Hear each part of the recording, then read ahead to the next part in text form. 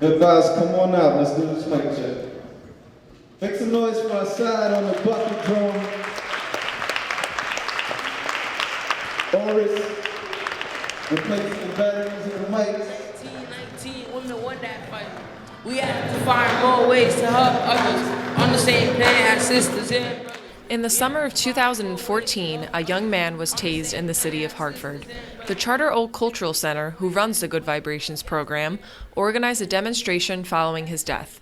To their surprise, the police chief marched alongside them in support of their efforts. Soon after, Executive Director Donna Berman thought of an idea to unite city kids and police officers. What would it be like if the police we picked 5 police officers and they had instruments in the back of their car, and instead of arresting kids or harassing kids or tasing kids for more minor crimes, they gave them a musical instrument with a voucher that said you can have free lessons at the Charter Oak Cultural Center.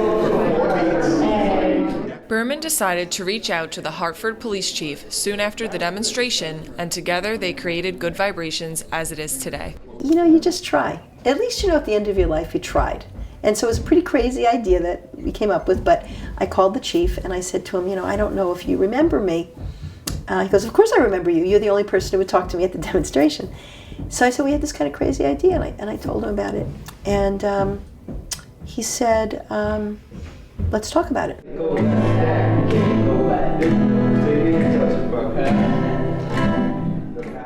With the help of school officials, the directors of the Charter Oak Cultural Center can best determine what kids would benefit most from the program. It's not necessarily the at-risk kids, it's just kids that might need some of the kids had issues with the police, but some of them just need something extra. And the counselors and the school resource officers suggested students. Sometimes, a student will say, I have a friend, can he join?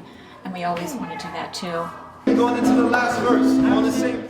Berman and Mazur have suggested the program to nonprofit agencies and residents in Baltimore, Maryland, and Ferguson, Missouri, but there has been a lot of negative backlash. We want to grow it here in Hartford, and we do want to import it to other communities.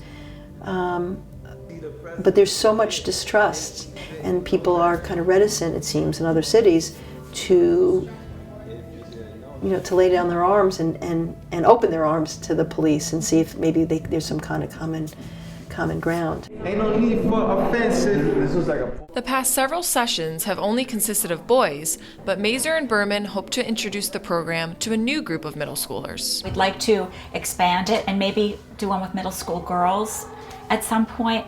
Middle school children they feel very insecure and very vulnerable, so we didn't want to mix boys and girls together. There are programs that bring the police and kids together, but mostly they're athletic programs, and that's great. And they've been, a lot of them have been cut, so that's really bad. But and it's great that they have these athletic programs. But athletic programs are different than artistic programs, because athletic programs still kind of perpetuate that them versus us kind of testosterone thing.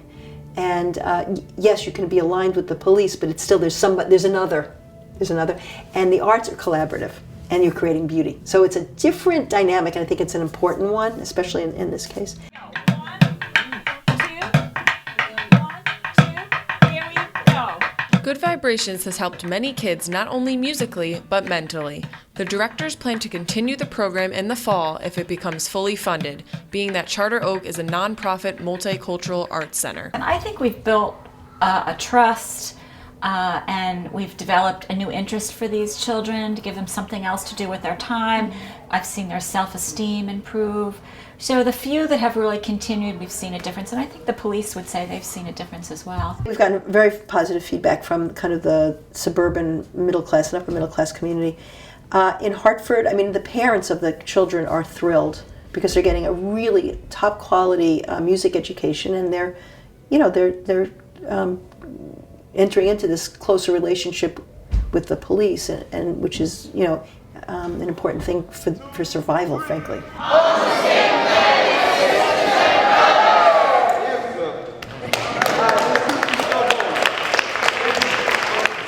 This is Amanda Saliano in Hartford, Connecticut.